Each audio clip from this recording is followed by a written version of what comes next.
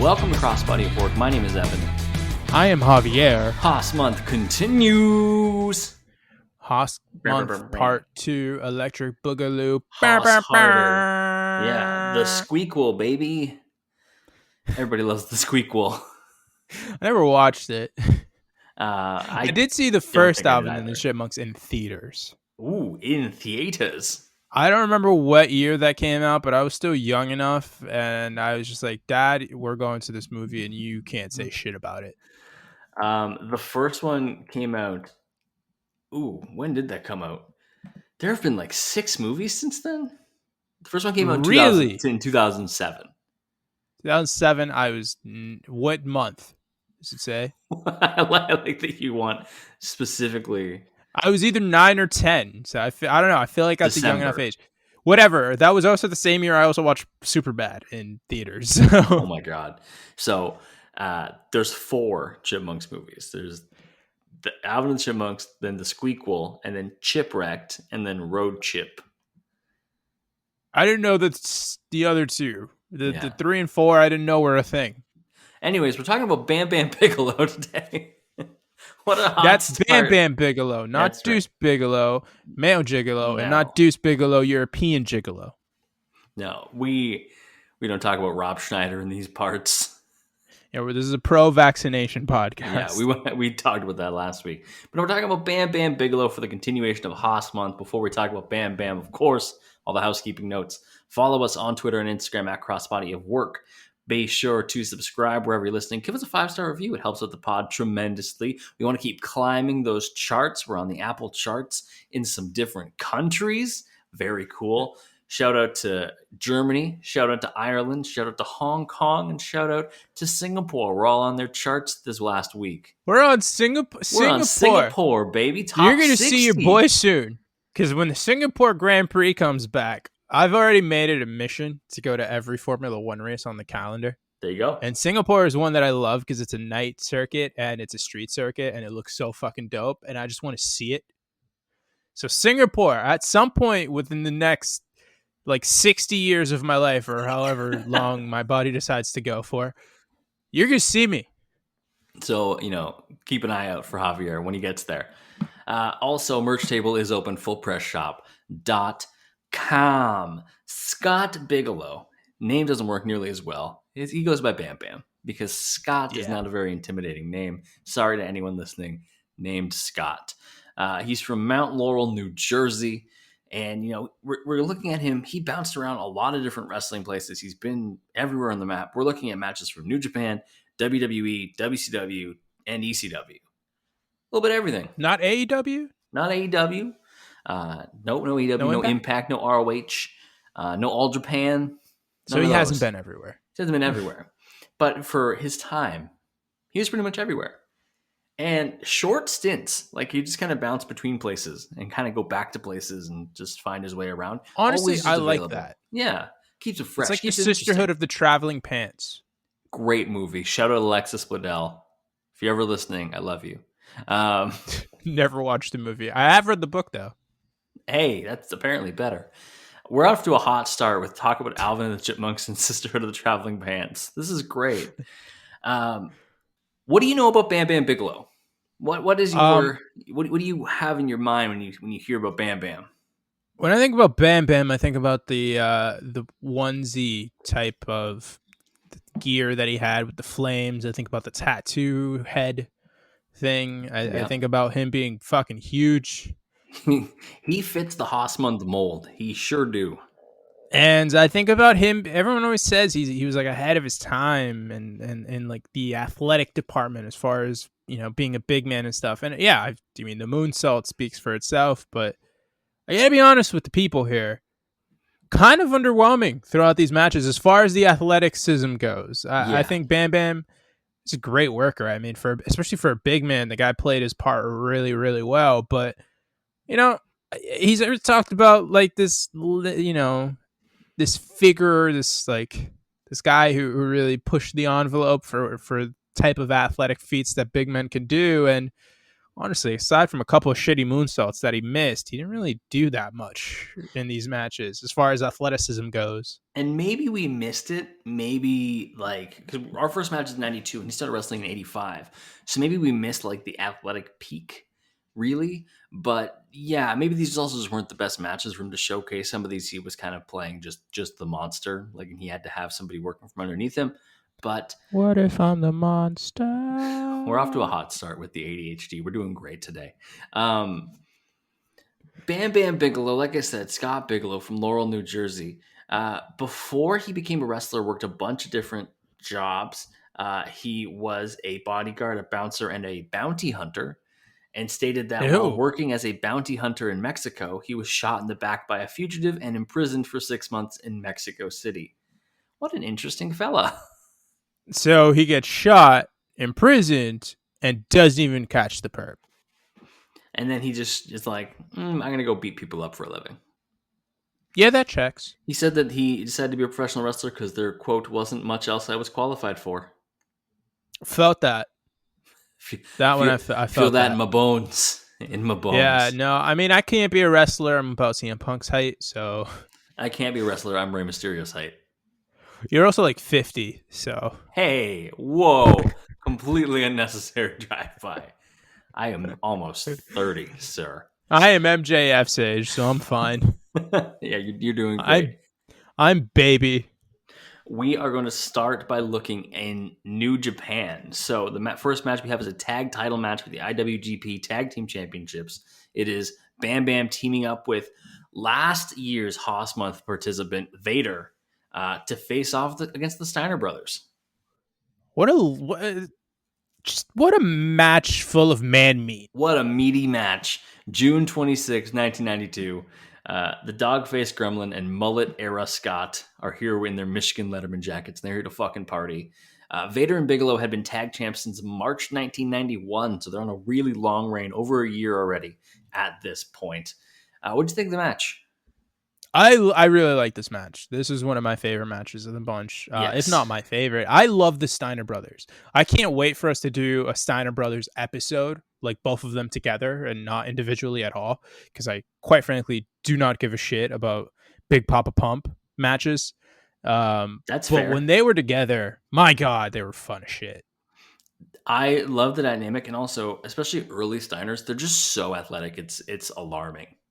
And they're so strong. Like have you ever seen pictures of them when they were actual like amateur wrestlers? Yes. Those dudes were fucking ripped. They're horrifying. Yeah. Like, I understand that, yes, they juiced up and they exploded with muscle and all that, especially Scott. Yeah, one more than the other. But like natural athletic, like their genes and the way that their muscles grew, they were very large naturally very early on. Yes. They're huge guys. Bam Bam at the very beginning, he starts the match and he is hyping up by like skipping around the ring. Like he is. Yeah, that shit was hilarious. He's like stalking fucking Rick Steiner or whoever the hell's in the ring. And then Scott picks the leg early instead. What'd you think of the actual action? What are some spots you liked? Bam Bam hit an enziguri pretty early on, which I thought was pretty cool. You don't see big men even nowadays really hitting enziguris. No, you don't. Eventually we get to the point where the Steiners hit tandem flying clotheslines to each one of them, the big boys. The big boys. There's a moment where Rick was like demolishing people, and I was just like, Rick Steiner might be the scariest human being this side of Haku. Is it when he hit the like? Not quite a belly to belly, but kind of a belly to belly to Vader, which like that's a big belly to belly to belly. No. That's I know what you're talking about. It's like the amateur. He did like an amateur wrestling toss. Right. Yeah. That's the way I describe it best. Because then he followed that up with a German suplex. A huge German suplex. And it's fucking Vader, people. Like, I just want to preface that again. That man is like 400 pounds. Yeah, he is. Original Haas month, baby. And so, yeah, massive German clotheslines Vader to the outside. Scott manages to suplex Vader from the apron to the inside, which is also fucking impressive. Again, the Steiners are freaks of nature. Then this is my favorite part of the whole match. Scott goes up top and just falls. Yeah, he lost his balance on the top rope, fell, he and you could just tell neither one knew what to do really, because he just Vader's fell. probably like, should I get the heat and like get on top here? Should I let him recover because he was supposed to be on top? Like, I don't know what to do now. Why'd you have to fall and put me in this situation, Scott? You son of a bitch. So then Scott decides eventually to go for the sunset flip, and Vader just sits on him, just says nah. Felt that. Yeah, right on the chest. Bam Bam comes in. He hits a running, flying headbutt kind of deal. That's It's one thing I weird. noticed. Bam Bam leads with his head. Yeah, He he's has kind so of much like headbutt Ilya. offense. He's like Ilya Dragunov. He's very much the Ralph. What is it, Ralph Wiggum of everything. I'm in danger. Yes, exactly. The Steiners essentially keep surviving. That's kind of the whole thing. Is they're just trying to outlast Vader and Bigelow and kind of let themselves punch out a little bit because they know they have the stamina advantage. Um, Yeah. Huge power slam from Vader to Scott. Scott then tries to power out when Bam Bam's on top by just punching Bam Bam in the gut repeatedly. Like he's on his knees and just It's jabbing a at Bam Bam's big bro. stomach. It's a big gut. Bro, he's got lots of padding. He's gonna be just fine. Also, they keep going for sunset flips. Why are you trying to sunset flip these gigantic men? Yeah, doesn't work ever. It doesn't work. Uh, Bam Bam at one point hits a step up enziguri, which was like even doper than the regular enziguri. Yep. Because again, big dude. Bam Bam hits a DDT. Does anyone have a more dramatic DDT than Bam Bam Bigelow? We saw it a couple times throughout these Maybe not. matches. It's so extra for no reason. Like, it's just a Yeah. normal DDT, but he puts so much, like, he takes so much time to do it, and he's like, it's so casual and extra for no fucking reason. Yeah. Scott manages to hit a Frankenstein at one point in this match, and it's on Yes. Vader, and he spikes Vader's fucking head. And that's a Frankensteiner. Yep, Yeah. right on the noggin. Hot tag to Rick. You love to rate hot tags. Where do you rate Rick's? Oh, it's Rick, so he gets a nod. This is out of 5 people. If it's out of 5, give me a 4. If it's out of 10, 7.5. Okay, that's fair. That's fair. It was good, not great. It was up there. Although Yeah. Rick does get a little bump. I'll say that to everyone. I'm biased here. I love Rick Yeah. Steiner. He gets caught off the top rope by Bam Bam, and he gets dropped on the rope for a stun gun after doing clotheslines. Most of his hot tag was clotheslines, but they were good clotheslines. Some of them were fucking lariats. Yeah. Then we pretty much at the finish already.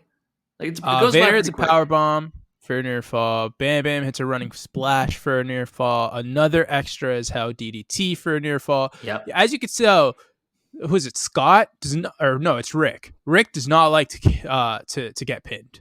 No. That brother's not eating the pin. Mm-mm.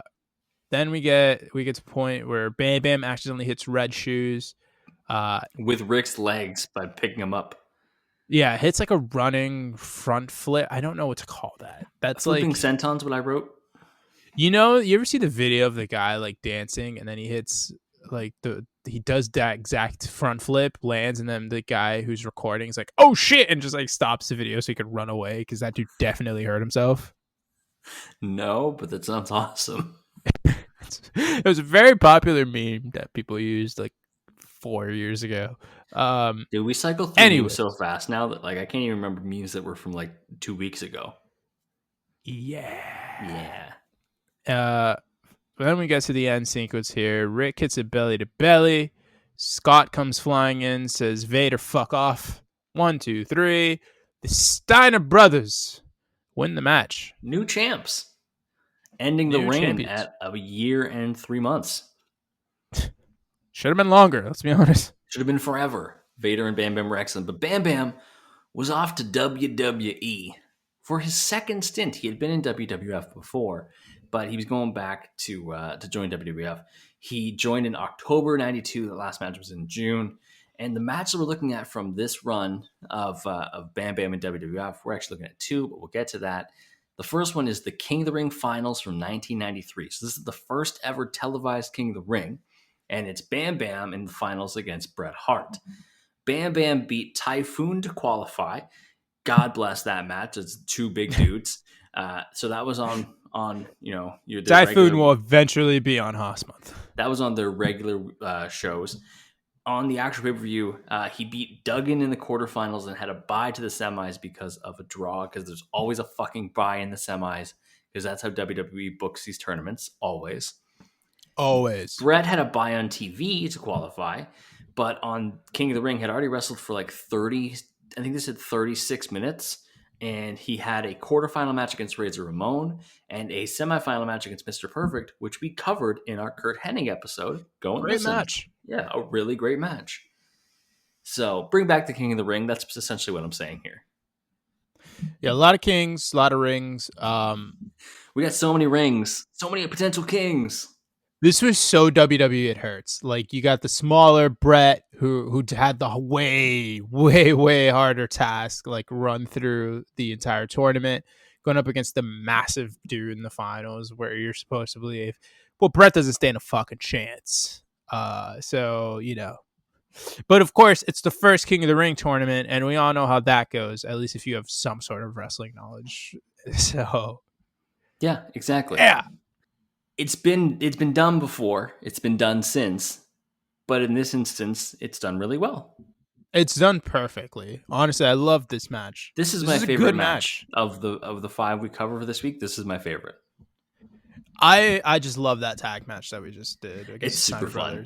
Yeah, but yeah, this is probably up there. This was really fun. I really enjoyed the punching sequence at the start of the match. Both guys were just laying in some very beautiful looking punches. Yes, Bam Bam, good working punch. Very good. I mean, Brett might set the bar for punches. It's him, Undertaker, and like Stone Cold. Yeah, but Stone Cold again. Stone Cold needs an asterisk because he actually hits people. Yeah, it's like a you're not wrong. Yeah. And then Lawler has a great punch. Lawler does have a great punch. But yeah, Bam Bam showing his chops. Yeah, that's one thing I was consistently impressed with. Even by the time we get to the end of his career, still good working punches. You never lose that, I guess. We also got to talk about the most important detail of this match. Macho Man is on commentary. I was going to say it's commentary, where it's the wonderful combination of Jim Ross, Bobby Heenan, and Randy Savage. Those are 3 like beloved people. That's a and great I really combo. wish it was Jim Ross like 2 years from now, because very early WWF Jim Ross just isn't for me. It just isn't. He does really improve. His voice is too light. He's going it's like it's like summer. Like the perfect example of it would be last night's Summer League game. The Rockets faced the Pistons. Yeah, Jalen Green, the number 2 pick in the draft, he's very, very good, but he started off the game way too excited. Was going 1,000 miles per hour and turned the ball over a bunch, missed a bunch of shots. It's Russell Westbrook's entire career. Just slow down. All right. It doesn't all have to be a car crash. Yeah, exactly. You don't need to be going at 100 all the time. Right. Yes. There's a speed limit. And JR does go 100 most of this match. Yeah. It's kind of annoying. Early on in the match, Bam Bam launches Brett out of the ring. It's like a reverse lawn dart, I guess. Yeah. A horizontal lawn dart. He just pressed it. No, it's just feet first instead of head first. Yeah. Get out of here. Royal Rumble winner. It's like, I won, right? It's like, no, this is the King of the Ring. It's like, fuck. This is bullshit. I deserve to main event WrestleMania. Bigelow, this is where I realized how much he loves headbutts, because he hits like 6 of them in a row. Like some standing, some on the ground. Like he's just always like, I could punch him or could use my face. think the point where it became too much for me was he started working Brett's lower back pretty early on in the match. Yeah. And a couple of the things that he did involved Brett standing back towards Bam Bam, and Bam Bam just headbutt his lower back. Yeah, that got weird. It's like you can't just jab him with an elbow or something. You gotta uncomfortably headbutt him in the lower back. What's going on here? What are we doing? Clearly Vince was in his ear being like, your thing's headbutts. Go do it. You got a big dome there, kid. You gotta look at the flames on it. Huge backdrop by Bigelow. 3rd-degree burn from a headbutt, damn it. Huge backdrop by Bigelow for a close 2. Hart gets a little bit of an opening because he tosses Bigelow into the steel rails on the outside. And Brett's big idea is I'm going to dive at him from the apron. And he gets caught and run directly into a steel ring post. So not Brett's best idea, not the smartest thing he's ever done.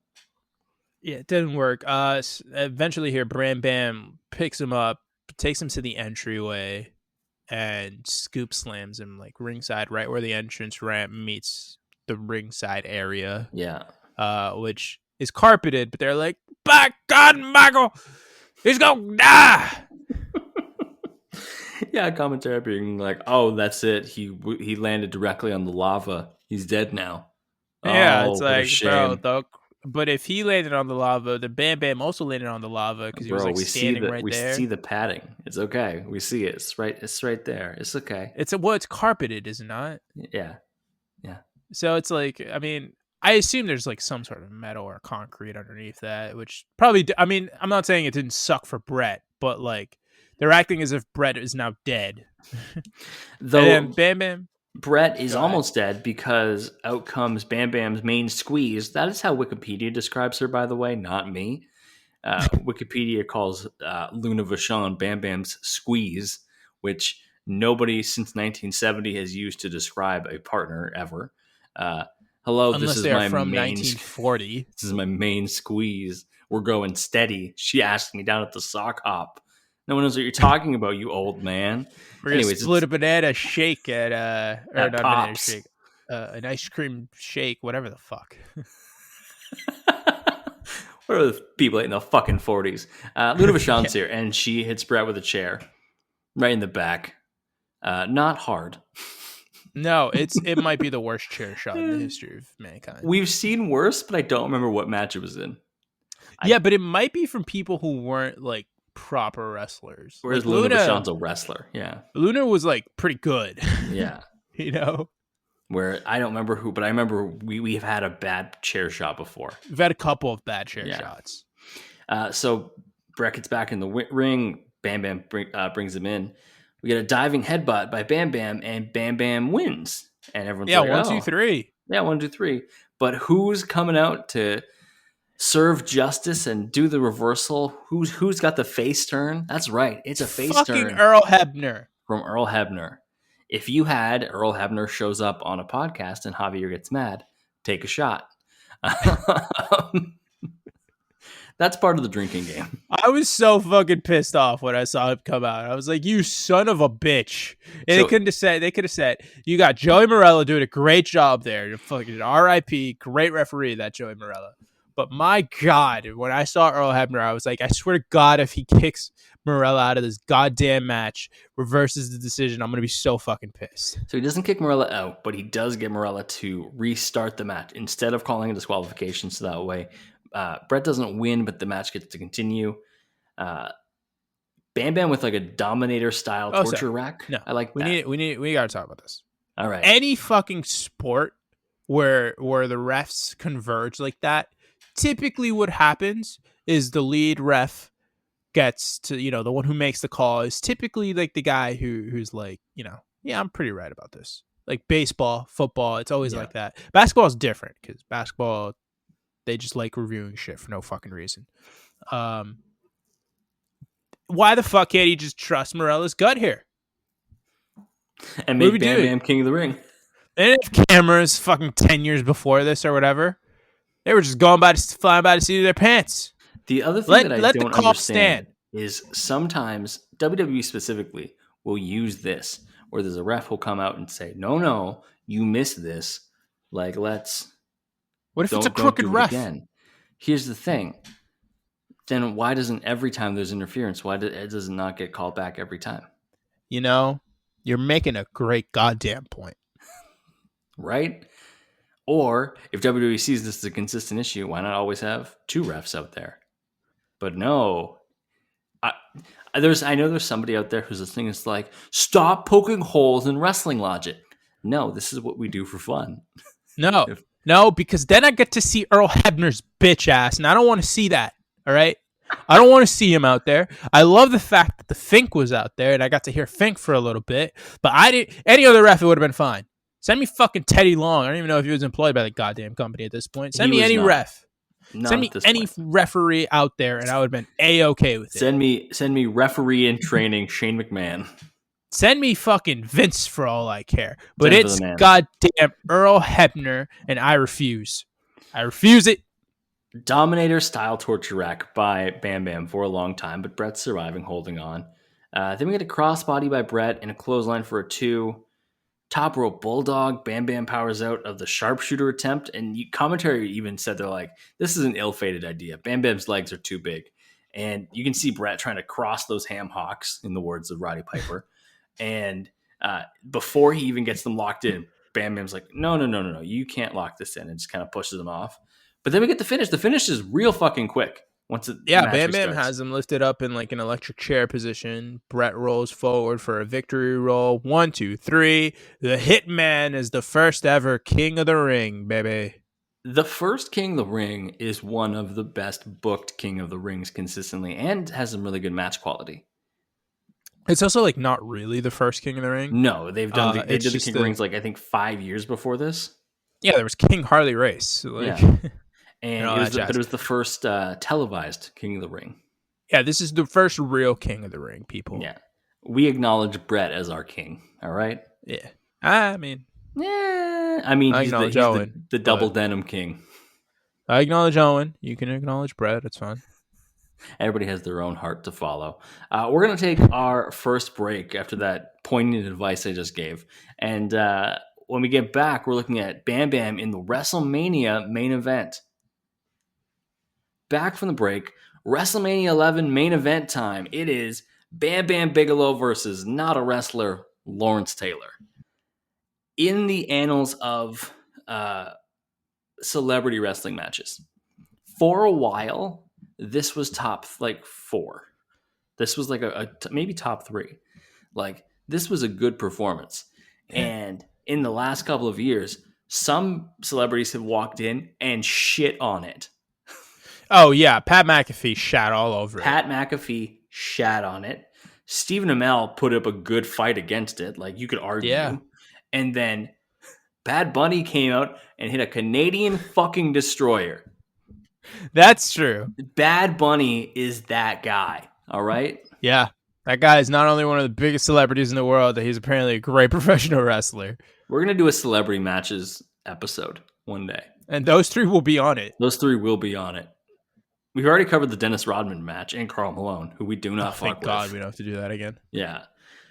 So the WrestleMania 11 main event, do you know kind of the story behind it? No, see, here's the thing. I just never understood how the main event of WrestleMania 11 was Bam Bam Bigelow against arguably the greatest football player of all time. Yeah, one of the most dominant defensive players in history, Lawrence Taylor. Someone who I feel like is consistently lauded by a lot of people way smarter than me about the game of football as the overall greatest player. He was a freak of nature athlete who was also super powered by cocaine to just sack quarterbacks. It was incredible. Lawrence Taylor was approached by the WWF to perform at WrestleMania 11 to try to generate interest from like the sports world. And he agreed to wrestle the match. They picked Bigelow as the opponent, partly because Bigelow was like an impressive person for Taylor to take out, and also because Bigelow was a professional and was also really good at the wrestling. So they knew that he would do a good job. I think it's always a good indicator of how a company thinks about a certain wrestler if they put them with a non-wrestler.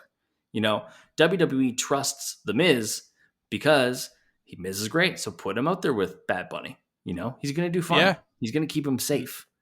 Miz will never hurt him. Yeah. The way this started was at the Royal Rumble. LT was in the audience. Bigelow was pinned by the 1-2-3 Kid, and then took offense to Taylor laughing at him after he lost. Bigelow then confronted Taylor at ringside. Bigelow shoved him to the ground. Bigelow then was suspended. He wanted to have a match anytime, any place against LT. LT declined for a long time and then accepted the challenge at a press conference in February. This built up to the match. Taylor was even staging public workouts in a ring in Times Square in New York City, and Bigelow showed up and beat the shit out of him. I like that. And LT, and you'll hear about this throughout the match, LT was trained by WWF champion Diesel. They did some like vignettes of him being trained by Diesel. Not the greatest person to train me, for being honest. Big Daddy Cool Diesel, Big Papa, Big Sexy, You know, whatever. in terms of like wrestlers who are good people, Kevin Nash is that dude too. Yeah, Kevin Nash is a pretty cool dude. Yeah, Kevin Nash is a cool ass guy. Yeah, I saw he replied to the Young Bucks a couple days ago, saying some really cool shit about them. Shout out to him. So before the match even starts, there's tons of entrances to happen. So the $1 Million Corporation is here, including such luminaries as Kama, aka Godfather, aka Charles Wright, Kama Mustafa, baby, Nikolai Volkov, who is in a a shirt and in his wrestling trunks and looks super fucking weird. Well past his prime, Nikolai Volkov. IRS, a couple others. Taylor's got friends too. If you're a football fan, you probably know at least some of these names, if not all of them. Ken Norton Jr., Chris Spielman, Ricky Jackson, Carl Banks, Steve McMichael, aka fucking Mongo. Mongo, baby. More on him in a little bit. Our boy Mongo. As well as the Minister of Defense, Reggie White. Yeah, another guy who is up there as greatest football player of all time. Correct. And Salt and Peppa are here. They're doing the entrance. Oh! That's Salt and Peppa. Shout out. Yeah, at least that's what commentary said. I believe it was Salt and Peppa. So when those guys were coming out, so what I did was I kind of on Peacock, I just like hovered over and used the little images that they provide me to know when to jump to in the match. And I got to a point where the still image was Lawrence Taylor's entrance. So I clicked on it, and then it showed when it actually started, like a little bit before he actually entered. It was when it was still the NFL guys being announced. Yeah. And I heard the NFL like theme. I'm pretty sure it's like the NFL on Fox theme or whatever the fuck. Yeah. And I was like, they did not give that to LT as his entrance. And then I noticed it wasn't him. So. No. All these guys came out to the NFL on Fox theme. It is Salt and Peppa who were doing the entrance, which is a band name that I can't think of anymore other than the way that John Mulaney explains it in one of his stand-up specials where they're being introduced by Sir Patrick Stewart. Salt and Peppa! Like, every time now. Oh. If we must go on with salt alone, we will go on with salt alone. Anyways, I want the jacket that LT is wearing. It's so fucking sick. It's so cool. Dope. Also, we need more jackets like they had in the early 90s. LT got the memo about short lengths. I don't know if you've seen this on Twitter. Everybody's saying that this summer everyone was only allowed to wear like short shorts for men. LT got the notice.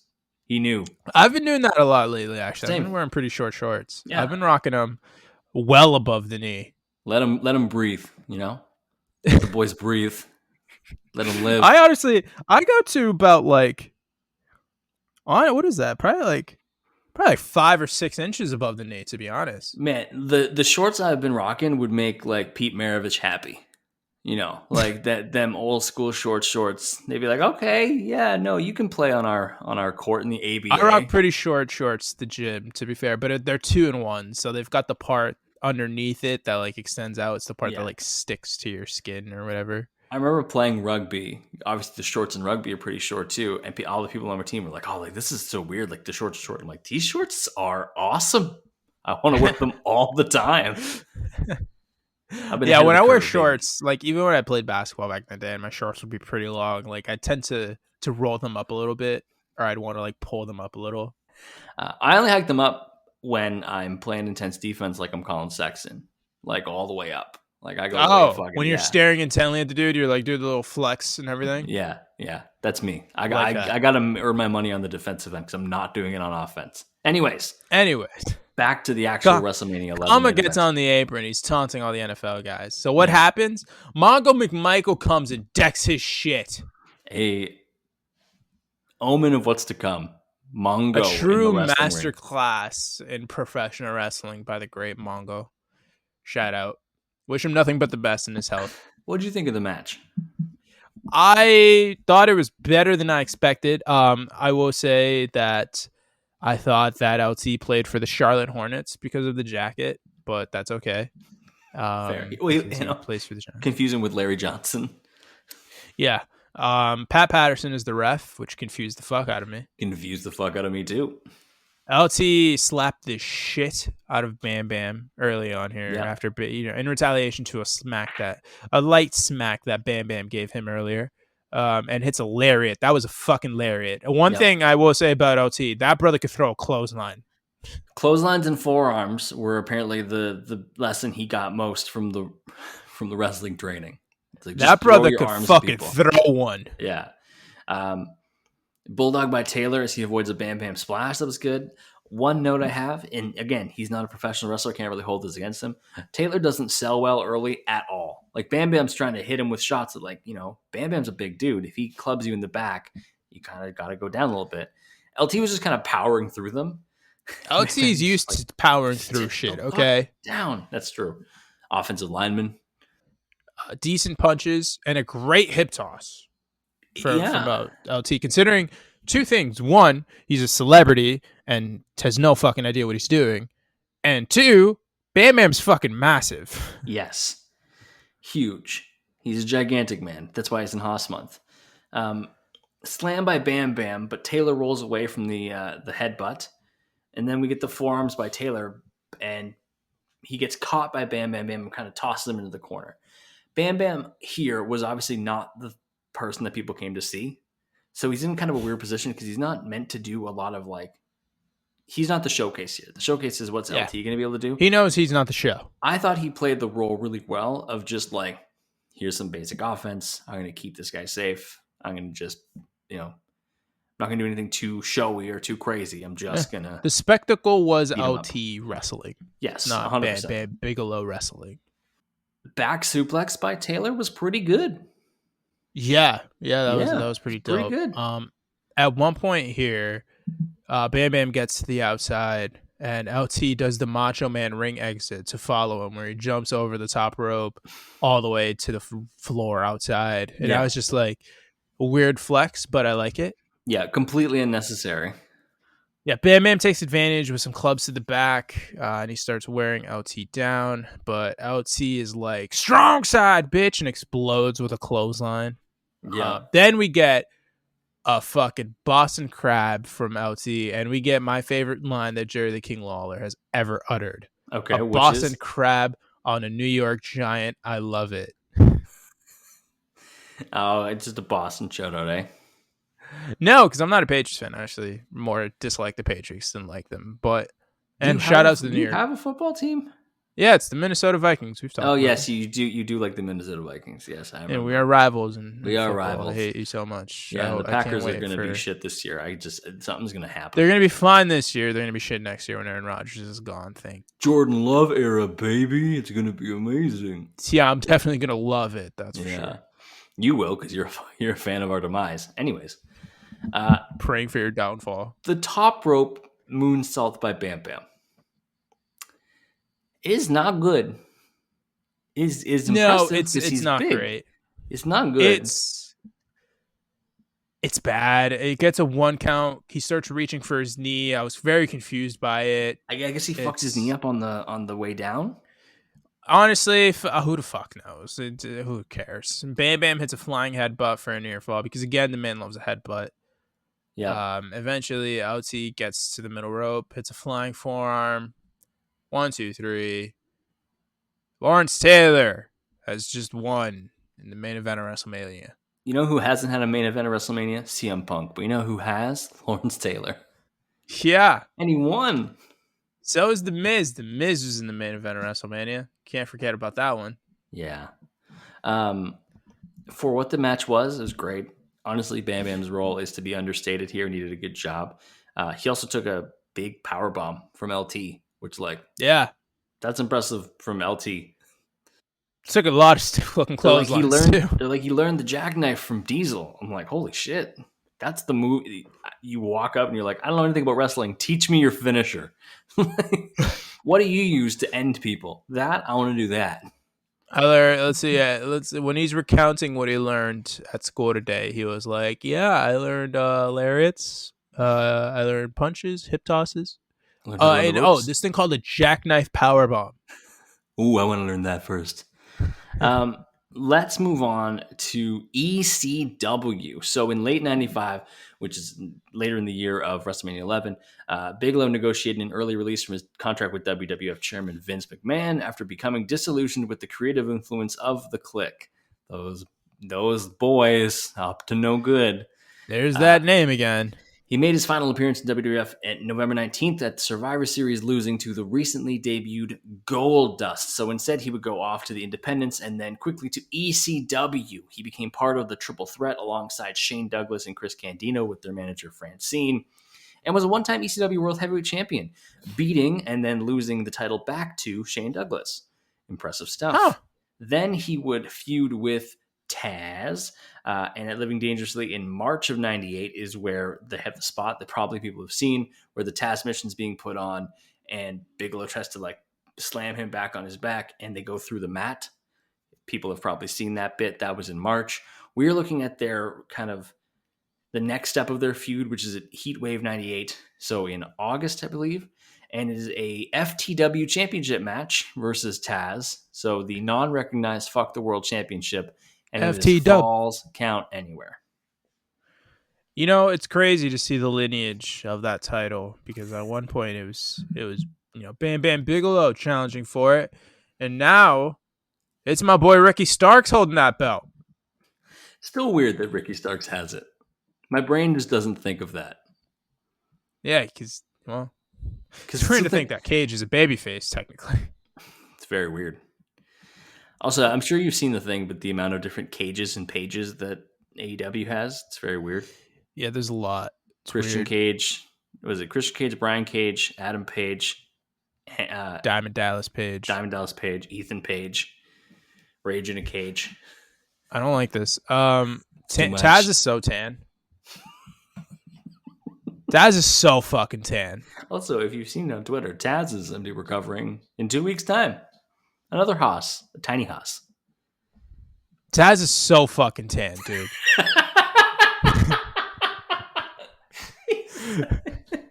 He's so tan. Like, brother, I've never, aside from Hulk Hogan, fuck Hulk Hogan, I wish him nothing but the worst in his birthday today.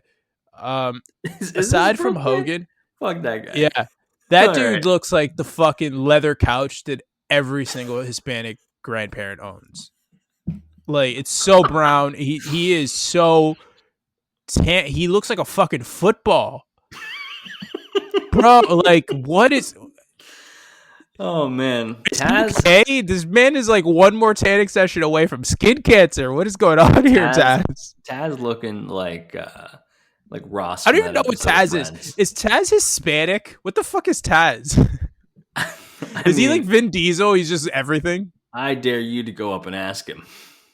I need to know, because like Taz is so fucking tan, and I know he's like naturally a decently tan dude, he's Italian. Tan. He's Italian. He's Italian? Yeah. What part of fucking Italy is that? That is tan. That is very tan. That man looks like a fucking Italian sausage. So what we're getting at here is Taz is very tan. Fucking hell. Also, Joey Styles is on commentary, obviously. He has Shane Douglas doing color for him. It was actually good. I actually like Shane Douglas on commentary with him.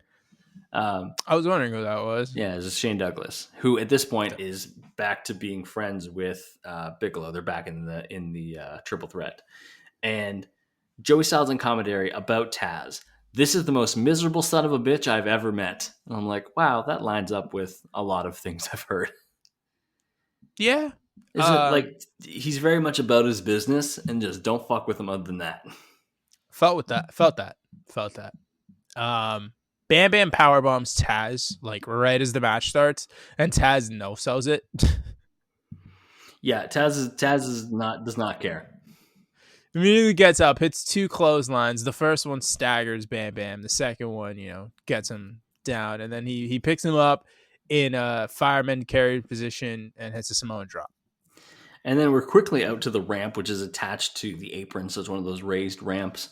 Taz is just feeding Bam Bam punches. He mafia kicks him into the crowd, is what they call it. And then Taz dives on Bigelow, who catches him because Bigelow is really good at catching people who jump at him. This has happened in 3 of the matches. Yeah, and Taz is not very big. No. If you're He's gonna a go for somebody, hoss, you but got to he's a turn baby yourself hoss. into a ball. You got to like cannonball into the guy. Taz is like he is a hoss. We do consider him a hoss, 100%. but he is a hoss that was shrunken from the vertical perspective. He's compact hoss. He's like a Yes, compact car. he is the Chevy Golf, or sorry, the Volkswagen Golf of hosses. Yeah. Bigelow catches him, obviously, like I said, and tosses him into the guardrail. Then they just brawl through the crowd for a long time. Bigelow running Yeah, a Taz into very guardrails. long time. He picks one up and just yeets it at Taz, which I thought was very funny. Just no regard for the people around him. No, and then Taz shoots in for like a double leg takedown, takes him down, gets a 2 count out of it. There's a chair shot in the crowd. Taz kicks out of the pin after. Taz puts on a fucking cross armbar at one point. Yeah, Taz does lock in the Taz mission for like a split second, and Bam Bam escapes. Kind of turns into a jobber. Bam Bam immediately breaks it. Taz gets busted open. Yep. We reach the ring again. And Bam Bam's like, you know what this ring needs? A table. Tosses the table in the ring. We get the... There was no Devon to do it for him. It was he's also not Bubba, so... You know, I just feel like Devon. Like if I were to say right now, Devon, get the table, in about 2 minutes there's gonna be a knock on my door, and it's gonna be Devon Dudley with a table. He's too busy producing matches for WWE now. Exactly. He has all the time in the world. I mean, with the live event schedule being, are they still doing? They're doing house shows again, right? It was a knock on the quality of their matches. No, yes, because it's shit. Anyways, Taz, the table is set up in the ring. Taz gets run into the table in the corner and it breaks. But this is the weird part. It breaks, but it breaks only like a third of the table. It breaks in an uneven way. Yeah. Like I'd say like 2/5 of the table is broken into one piece and 3/5 is broken in the other. So then Bam Bam sets the rest of the table up in the other corner and he's trying to throw Taz into the other corner. Taz reverses the whip and T-bones Bam Bam through the same table. It broke in sections. Sharing is caring. Also, I like that. That T-bone it's conservation. That T-bone suplex is awesome. It was a pretty fucking dope looking T-bone. I loved Taz growing up because his whole moveset was just different suplexes. That was his whole thing. Also, we were like the same height. So I was like, yeah, this is my dude. You might be taller, let's be honest. Am I taller than him now? I don't know. You keep talking about the match. I'm figuring that out. I mean, people get shorter as they age. Taz isn't exactly a spring chicken. Yeah, so they eventually fight out to the rampway again. Bam Bam goes for a T-bone suplex on the ramp, but Taz, in the most dramatic way possible, reverses it into a DDT through the ramp. They fall down. There's a big crater in the ramp now. You don't know what the hell is going on. These two keep driving each other through different things because they went through the mat back at Living Dangerously, and now they're going through the entrance ramp here. Yeah, it's fucking weird. I thought it's also fucking DDT was cool as hell. Yeah, it was a cool spot. I was like, it was more just like, now there's a crater and I can't see anything. They are only in there for like 30 seconds. They do get out of the crater quickly. Yeah, Bam Bam gets out of the hole first. He gets to, just outside of the ring. He's up against the ropes and shit. And then Taz comes out like a house of fire. That motherfucker is pissed. Yeah. And immediately jumps on his back, puts on the Chaz mission. And before Bam Bam could even catch the rope, he's reaching, he's struggling. The ref is like, yeah, this is over now. He's gonna pop his head off. So this is over. Bam Bam taps. Taz wins. Taz is 3 inches taller than I am. Fuck. Poor man. I thought I was doing it. You poor man. Fuck. All right. 3 inches taller? Yeah, we're going to take a break. I'm going to go find some platform shoes. When we get back, we're looking at Bam Bam and WCW. Back from the break, I'm still short. And we're looking at the Bam Bam promo. Bam Bam not known for his promo work. Oh, no, we broke off here again. Oh my god! I did not think that caught me so unexpected. So, Oh Bam Bam shit! promo is just a basic, backstage promo. He's in WCW now, and he's being interviewed with Mean Gene. Bam Bam had kind of gone on a winning streak. He was doing really well. And so, what's anyone in 1999, or I guess this is 98, anyone in that era, what happens when you have a winning streak? Well, you get fed to Goldberg. So, he is going to go up against Goldberg. And this is kind of his promo, calling him out for Super Brawl 9. What did you think about Bam Bam delivering a promo?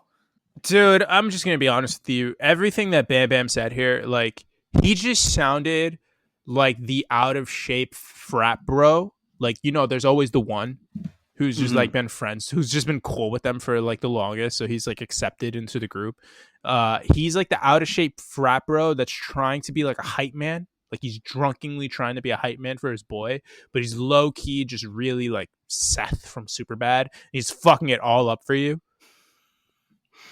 I didn't mind this promo, so I'm intrigued that we saw this two different ways. I didn't think it was a bad promo. It's just No, you're right. He was talking, and I was like, "Oh, he's the fat frat bro who's like fucking it up for you." He's also the guy that would wear the toga. I have met this guy at parties. Yeah, he would be wearing a football jersey, even though he's nowhere near the football team level. but no, he was in high school. Like middle school. Middle school. He was a right guard. Yeah, he was a guard. And in terms of the actual promo, the thing I liked, I think, was the way that Goldberg was booked. Obviously, during his undefeated streak, was that nobody wanted to fuck with Goldberg, and Bam Bam's like, I'll do it. Sure, whatever. I don't care. He kept saying it was part of a grand plan, but what the fuck is the plan? He's like, I'm next. I want to be next. I'm like, okay, that's good. That's good. That's a good start. Hey, and good for you. And then I'm not going to stop until I have every piece of his heart in my pocket. You trying to win his affection?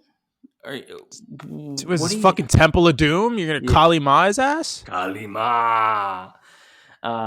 It reminded me a little bit. Obviously, it's not the same at all. But I like when there's somebody and there's like someone who's on a hot streak and there's somebody who's willing to step up and just be like, all right, I'll take him on. I don't give a fuck. Reminded me of Nikki Cross with Shayna Baszler. Remember when Shayna Baszler was running rampant through NXT and Nikki was like, I do not care. Yeah. And then they had some pretty fun matches. They had a really fun match where Nikki was smiling when she passed out. Like, my favorite was was when she did the same shit to Asuka, and they had that really cool match that I think it was Falls Count Anywhere on NXT. They that ended, I think, ringside. They went through tables and shit. That was pretty dope. Shout out to Nikki Cross. Shout out to Nikki She's Cross. Almost a superhero. Excellent. Yeah. Bam Bam not known for his promo, so we're not going to spend a lot of time talking about his promo. Yeah, we're good with that. Yeah, we're good. We're going to move to our final match, which is Bash at the Beach 1999, and we're looking at the Jersey Triad. That is right, the trio of Bam Bam, Diamond Dallas Page, and who better than Canyon versus Chris Benoit and Perry Saturn for the WCW Tag Team Championships. The Jersey Triad, they were put together because, they're all from New Jersey, even though technically Canyon's from New York, but whatever, it's semantics. Nah, it's the same shit. And it's the best thing to come out of New Jersey until Vinny and Paulie and the rest of the Jersey Shore. Yeah. Beat that beat up. I found out, so I was listening to a podcast about Superbad because I love Superbad. But did you know that the term DTF, down to fuck, was ripped from Superbad? Interesting. Superbad. Yeah, because she's down DTF. She is DTF. She's down to fuck. Yeah. Interesting. I did not know that. Just thought you should know that. They cut a promo before the match, and it was genuinely so New Jersey. It hurt. Yeah. It hurt. Really is. I'm not a fan of New Jersey, for the people out there. We have listeners in New Jersey. Be nice to New Jersey. You already alienated Florida. Florida, fuck you. New Jersey, you're right there. You're right there. I can smell New Jersey when I leave my house and I live in Boston. What's a state that you don't live in that you like? Let's start getting more fans. You got to balance it out. I like Minnesota. I am a big fan of Minnesota. Shout out to Nebraska too. Not Ohio, or Oregon. Legalized crack. I think that's pretty cool.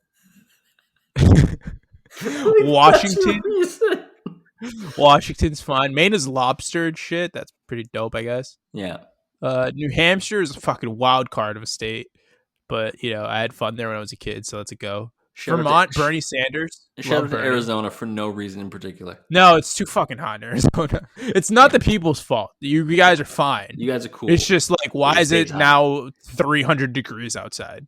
So this intense New Jerseyan promo happens before the match. Canyon, incredibly underrated and underappreciated. Lots Did of we say who they wrestlers. were fighting? Yeah. Shithead and Perry Saturn. Yeah, Dickhead and Saturn. Yeah. Dickhead and a guy who actually kind of looks like a dickhead. That's so mean to Perry Saturn. That is so unnecessarily mean. Yeah, catch a stray. Saturn starts the match here. He hits when Rikishi would do a super kick, it kind of was like a thrust up type deal. Saturn does one of those. It's like a Rikishi super kick on DDP, punches Bam and Canyon off the apron. I enjoyed Saturn in this match. This was a very good Saturn match. This was. I was gonna say he is great. He hits a really good T-bone suplex to Canyon at one point early on, after he gets a chop from Dickhead, and I really liked it. The one thing that made me upset is looking at the match. The Bam Bam gear we know and love is gone. Instead, he's wrestling in like black like pants and a black shirt that says "Welcome to Asbury Park," which is where his adoptive hometown in New Jersey was. And it made me sad because like that's not the Bam Bam that we are used to seeing. He didn't look like Bam Bam. He was like Guido Bam Bam. He really went Embraced full the New on. Jersey. Yeah. He embraced again the out of shape frat boy guy, because honestly, he came off as the ultimate version of that individual. He's that individual, but he spent way too much time in the Jersey Shore during spring break and was like, dude, I'm just going to move here. So he actually did. And this Love is it now so what much happened. I stayed here. I do know people who did go on vacations or go on like 1 year work trips and then they just stayed where they were. But normally they weren't New Jersey. Like the people I'm thinking of are Ireland. And I know one friend who was out in Seattle. Felt that. Yeah. No, I would definitely move to Italy if I could. I don't even speak Italian. You can go hang out with Taz. Just wanna. No, I don't want what he's having. What were some spots you liked in this one? Bam Bam drives Dickhead into the corner and starts whooping on him. Love that. Yeah, that's just good semantics. That's good optics, you know. Yeah, though Dickhead hits a drop toe hold and Bam Bam eats the corner. He does. He really does. Great.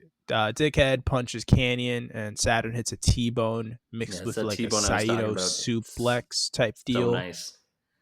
It was a weird. It wasn't exactly a regular T-bone. It wasn't exactly a Saito suplex. It's a combination of the two. Yeah, and I liked it a lot.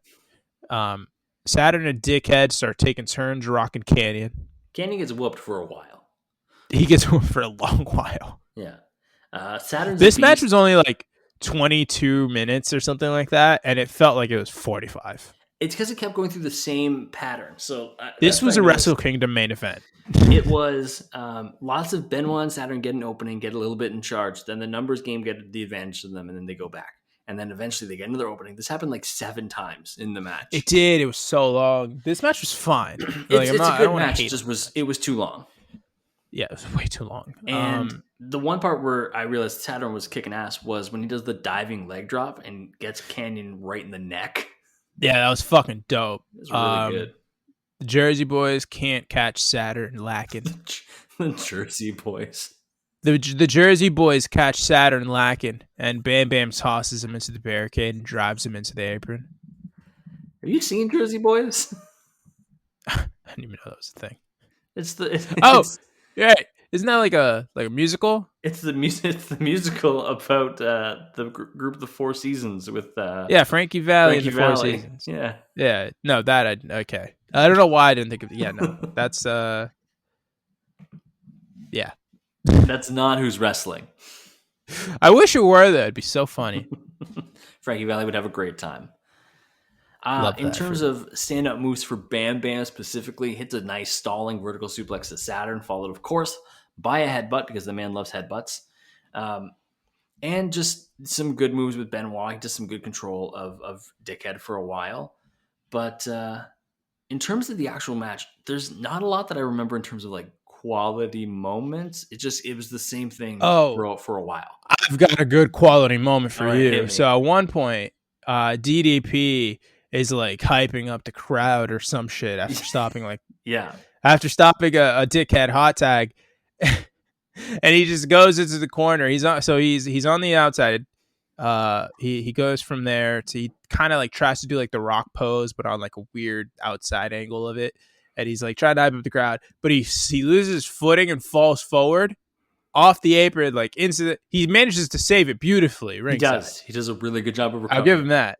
But it was funny as shit. Then he just gets up on the barricade and he's like, "Yeah, what the fuck? Let's go." Heel DDP's. I love heel DDP. This is not my favorite version of DDP. Heel DDP is so weird because he's just not a heel person.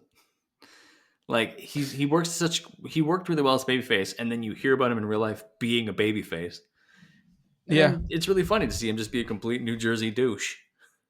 Well, you're always a New Jersey douche. It's just kind of a matter of how much you can hide it. I was in New Jersey one time. Once. Same. I was in the Newark airport, and that was it.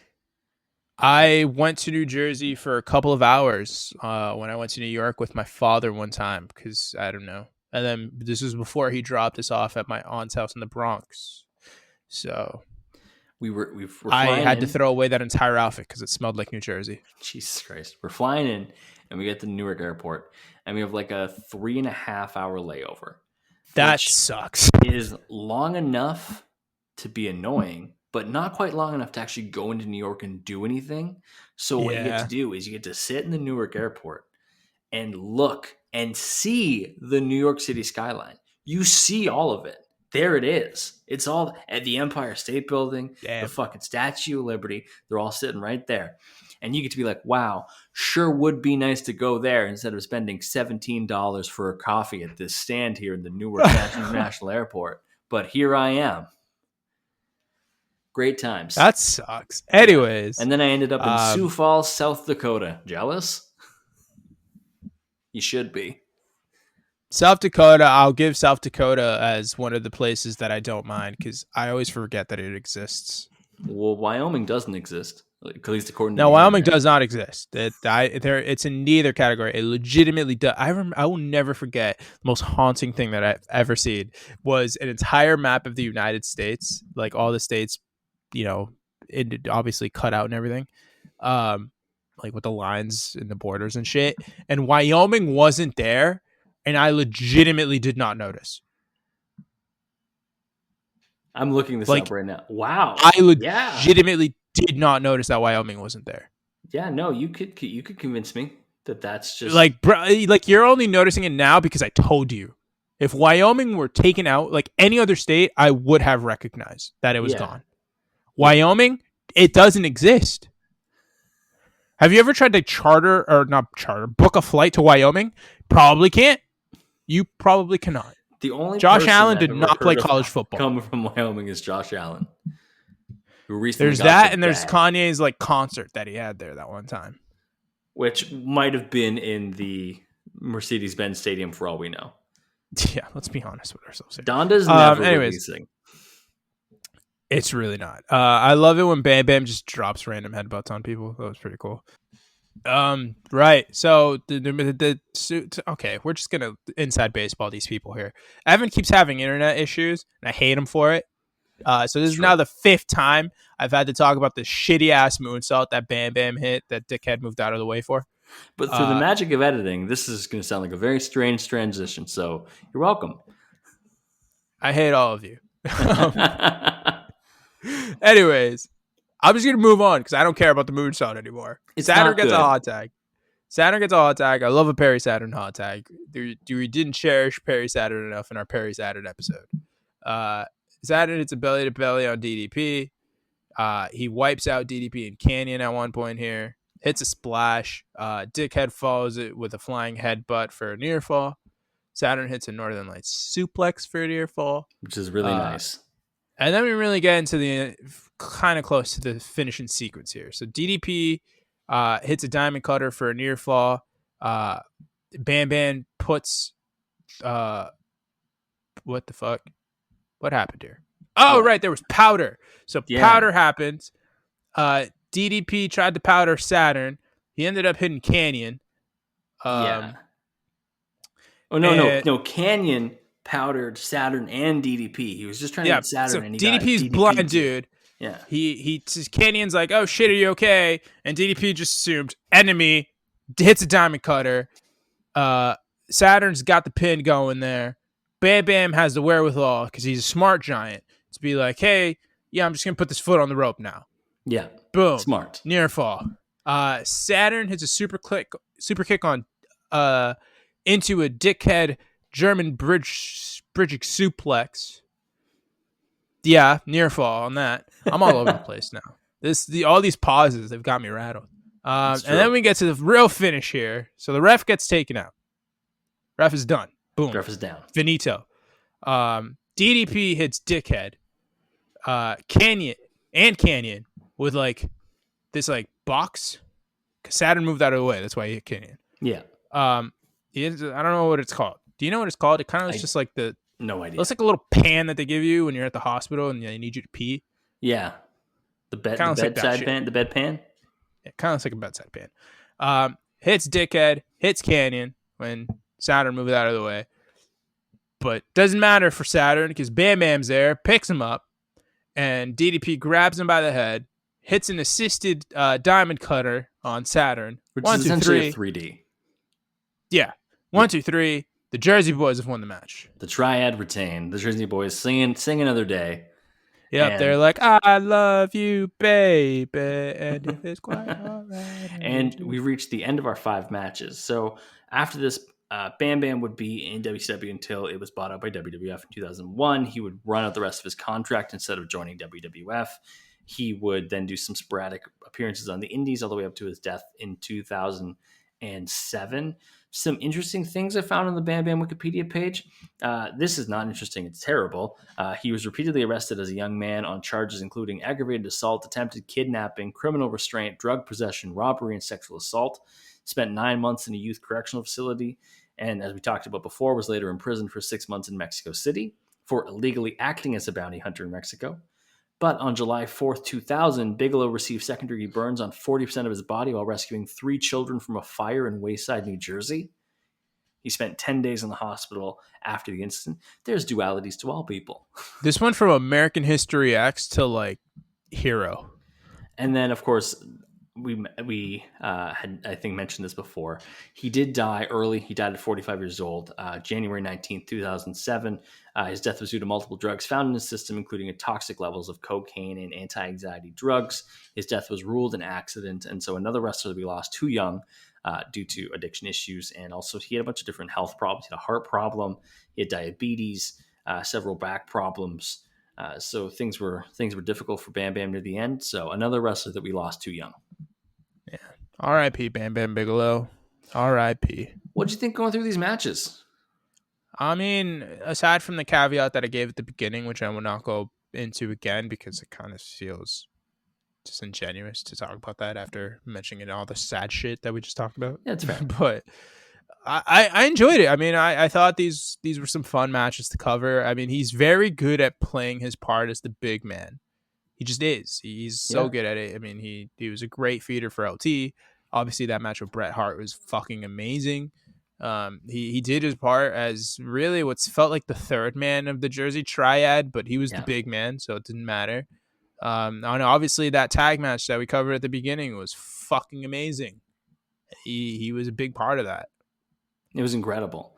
I think he's got a lot of versatility in the things that he does. You know, he can go out there and be a monster. He can go out there and be a lot more athletic. He can go out there and, you know, never saw him do really like funny bits. He wasn't expected to be a comedy wrestler, which is almost good that he wasn't, you know, a wrestler in today's era. Because the second that you stop being a monster as a big guy, you get to do comedy bits, like especially in WWE. They're like, you can dance, with right? Nicholas in WrestleMania. You get to be put in the New Year's baby diaper, like shit like that. But it was good. Like Bam Bam Bigelow. We've had so many wrestlers that we've covered on this podcast that I know a little bit about, And so to be able to go back and do like a deep dive and actually watch some of their matches and get a little bit more of the rich history and learn more about these guys, like that's when I really appreciated. Like I learned a lot about Bam Bam doing this. Yeah, I did too. I wasn't very familiar with the guy. It's just pretty much the stuff that almost everyone knows about Bam Bam is, he jumped around a lot, the tattooed head, the fire, the flames on his gear. I also knew that he was in all these companies, but I had no idea what the order was. I had in my head, I'm like, I know he's in WWF. I know he's in WCW at some point. I know he's in ECW at some point. I don't know how they all ended up, like what's the chronological, So it's kind of fun to put that together too. It's also interesting the way it worked out too. It was WWE, then it was ECW, then it was WCW. When usually there's it's usually like WCW, ECW, WWE, or like a ECW, WWE. WWE is normally the last one. Yeah. Yeah, it's always weird. Or if someone does end up in ECW or WCW, it's usually like their second time around there. You know? And it was his second time around that time, but also he did 2 times around in WWE as well. He just bouncing around, keeping it fresh. He's like a territories guy. That man is polyamorous. That's just what it is. That is going to wrap up this week's episode. Next week on Haas Month, we go all the way to New Japan for a lot of New Japan matches. Javier's going to be picking the matches as we cover Tomohiro Ishii, and I'm very excited because in the few little bits that I've seen of Ishii, I love this man. Yeah, this was a request that Evan had specifically. Yes. Yeah, because I want to see more Ishii matches, and he's a Haas. He fits fucking perfectly in this. Yeah, this is great. I'm loving Haas Month. I love the layout for Haas Month 2021. Can't wait for Haas Month 2022. God, as long as Meteor doesn't wipe us out or anything. We'll be at episode like 120 something, 130 by then. That's crazy. I'm tired. We're rapidly approaching episode 100. Like it feels far away, but it's really not. I don't even know what that's going to be yet. I don't know. We'll figure something out fun for it. Javier, where can people find you on social media? I'm on the Twitter machine at JMelloSports. Follow, please. Follow me on Twitter as well, at @EvanGomes, ITSEVANGOMES. Follow the podcast on Twitter, at Crossbody of Work. If you have ideas for who we should cover once Haas Month is over, crossbodyworkpod@gmail.com. Let us know. That is the end of this week's episode. Javier, any final words for the people?